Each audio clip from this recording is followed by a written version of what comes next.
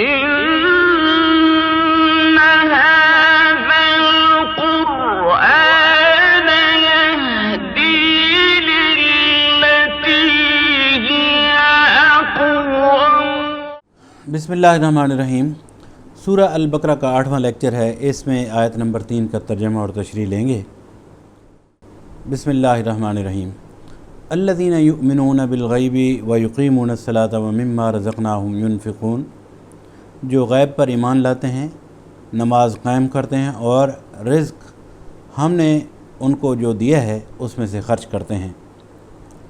یہاں پر میں عرض کر دوں کہ سورہ البقرہ کی ابتدائی آیات کے مطابق قرآن سے ہدایت لینے کی کچھ شرائط اللہ تعالیٰ نے مقرر کر دی ہیں، جس میں سے پہلی شرط پرہیزگار ہونا، جبکہ دوسری شرط علم غیب پر ایمان لانا، تیسری شرط نماز قائم کرنا، چوتھی شرط جو اللہ تعالیٰ نے رزق دیا ہے اس میں سے اللہ کی راہ میں خرچ کرنا، پانچویں شرط جو کتابیں اللہ تعالیٰ نے نازل کی ہیں قرآن سے قبل ان پر ایمان لانا، جبکہ چھٹی اور آخری شرط آخرت پر یقین رکھنا ہے۔ آیت کا ایک حصہ لیتے ہیں۔ الذین یؤمنون بالغیب، جو غیب پر ایمان لاتے ہیں۔ قرآن سے فائدہ اٹھانے کے لیے دوسری شرط غیب پر ایمان لانا، بلیو ان دا انسین ہے۔ سوال یہ ہے کہ غیب یا انسین کیا ہے؟ غیب سے مراد وہ حقیقتیں ہیں جو انسان کے حواس سے پوشیدہ ہیں، those realities which cannot be perceived by sense and which do not come within human experience and observation، ایسی حقیقتیں جو براہ راست عام انسانوں کے تجربہ یا مشاہدہ میں نہیں آتی، مثلا خدا کی ذات و صفات، ملائکہ، وحی، جنت اور دوزخ وغیرہ۔ ان حقیقتوں کو بغیر دیکھے ماننا اور ان پر اعتماد کرنا، اور اس اعتماد پر ماننا کہ انبیاء علیہم السلام نے ان کی خبر دی ہے، ایمان بالغیب یعنی بلیو ان دا انسین ہے۔ آیت کا مطلب یہ ہے کہ جو شخص غیر محسوس حقیقتوں یعنی those realities which can not be perceived by sense کو ماننے کے لیے تیار ہو، صرف وہی شخص ہی قرآن سے رہنمائی اور فائدہ اٹھا سکتا ہے۔ اس کے برعکس وہ شخص جو ماننے، دیکھنے اور چکھنے اور سونگھنے کی شرط لگائے اور جو کہے کہ میں ایسی چیزوں کو نہیں مان سکتا جو ناپی اور تولی نہ جا سکتی ہوں، تو وہ اس کتاب سے ہدایت نہیں پا سکتا۔ نیکسٹ ورڈ ہے یقیمون الصلاۃ، اور نماز قائم کرتے ہیں، یعنی جو نماز قائم کرتے ہیں۔ یہ تیسری شرط ہے۔ جو لوگ صرف مان کر بیٹھ جانے والے ہوں وہ قرآن سے فائدہ نہیں اٹھا سکتے۔ اس سے فائدہ اٹھانے کے لیے ضروری ہے کہ آدمی ایمان لانے کے فوراً بعد ہی عملی اطاعت کے لیے بھی آمادہ ہو جائے، اور عملی اطاعت میں نماز ہی وہ چیز ہے جس کا ہر مسلمان کو دن میں 5 مرتبہ واسطہ رہتا ہے۔ نماز ایمان لانے کے فوراً بعد فرض ہو جاتی ہے۔ ایسا نہیں ہے کہ آدمی ایمان تو لے آئے لیکن کہے کہ نماز کا سلسلہ وہ بعد اذان یا آفٹر ورڈز کسی وقت شروع کرے گا۔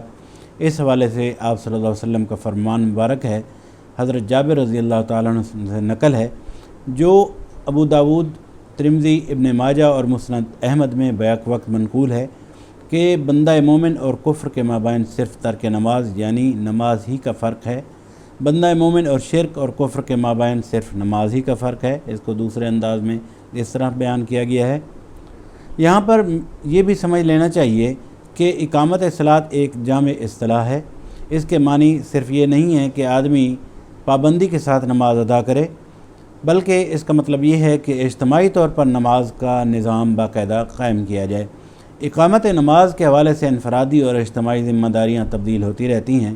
اگر انسان انفرادی نوعیت کی زندگی گزار رہا ہے، وقت اور مقام نے اس کو کوئی اجتماعی سطح کی ذمہ داریاں نہیں دے رکھیں، تو انفرادی نماز کی فرضیت کی ادائیگی پر ہی اس کا سلسلہ رہے گا، اور جو شخص امور سلطنت کا ذمہ دار یعنی responsible for affair of the state ہے، تو نظام صلاۃ کا قیام اس کی ذمہ داریوں میں شامل رہے گا، جس کو قائم کرنا اس پر فرض ہے۔ اس کے بعد نیکسٹ ورڈ ہے وَمِمَّا رَزَقْنَاهُمْ يُنْفِقُونَ، اور جو رزق ہم نے ان کو دیا ہے اس میں سے خرچ کرتے ہیں۔ دیکھیے، انسان کی جتنی بھی ارننگ ہوتی ہے اس میں انسان کا کوئی کمال نہیں ہے۔ رزق کی تقسیم کے حوالے سے ایک نیٹ ورک اللہ تعالیٰ نے ہر انسان کی زندگی کے لیے مقرر کر دیا ہے، اور یہی سورسز ہوتے ہیں جس سے کسی کی انکم ہوتی ہے، لیکن انسانوں کی بڑی تعداد بعض اوقات یہ بھول جاتی ہے کہ ان سورسز کو مینیج کرنے والا کون ہے۔ سیدھی بات ہے، وہ اللہ تعالیٰ کی ذات ہے، لیکن بعض اوقات انسان سمجھ بیٹھتا ہے کہ رزق کی اس طرح کی اویلیبلٹی اس کی اپنی سوچ اور اس کے ہاتھ کا کمال ہے۔ حقائق اس کے برعکس ہیں، یہ رزق اللہ تعالیٰ کی طرف سے ہی ہوتا ہے۔ انسان یہ کلیم نہیں کر سکتا کہ اس کا اپنا بنایا ہوا یہ نیٹ ورک ہے جو رزق کے حوالے سے اس نے چلا رکھا ہے۔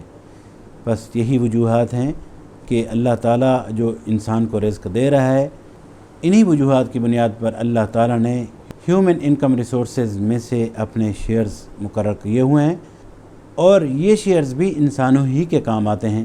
اسی بات کو ذہن میں رکھیے۔ تو اس حوالے سے قرآن کی رہنمائی سے فائدہ اٹھانے کے لیے جو چوتھی شرط ہے وہ یہی رکھی ہے کہ جو رزق ہم نے اس کو دیا ہے وہ اس میں سے خرچ کرنے والے ہوں۔ مطلب یہ ہے آدمی تنگ دل نہ ہو، زر پرست نہ ہو، اس کے مال میں خدا اور بندوں کے جو حقوق مقرر کیے جائیں انہیں ادا کرنے کے لیے تیار ہو۔ جس چیز پر ایمان لایا ہے اس کی خاطر مالی قربانی کرنے سے بھی دریغ نہ کرے۔ الحمدللہ آج کا لیکچر مکمل ہوا۔